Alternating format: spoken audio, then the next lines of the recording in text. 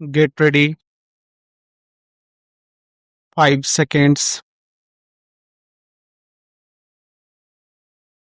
Therefore, certain rights in respect of religious minorities were given.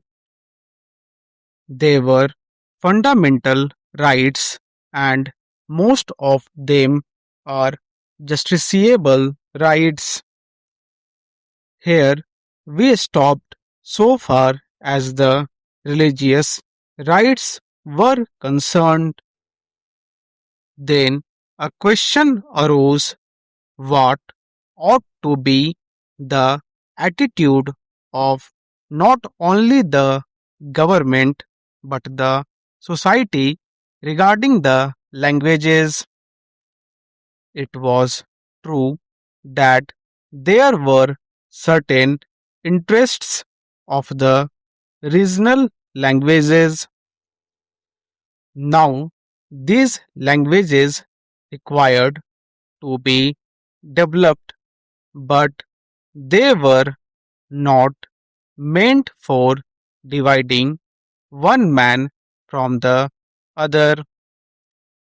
So, in 1956, when the states were formed to a certain extent on the basis of language, what was done was not to have a state with cent% people belonging to the regional language, because they were bound to be people belonging to different languages. That was the reason why this question was considered at great length, and the States Reorganization Commission also went into this question of linguistic minorities.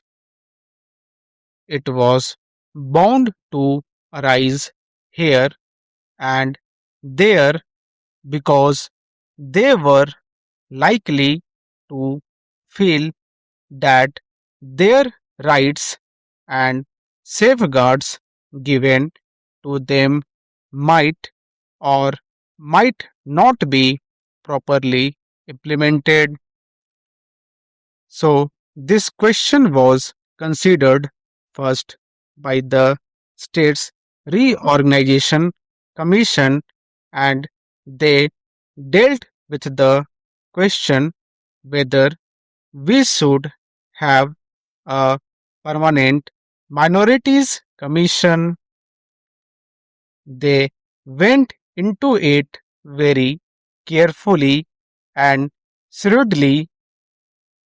They found out that it would not be proper to set up a permanent minorities commission, because the result, if not the actual effect, would be that a permanent wage would be driven between one community and another community.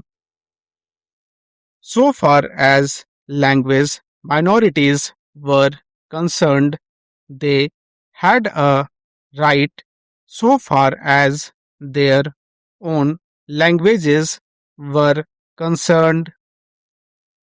They had also an obligation to understand the language of the majority in the particular state.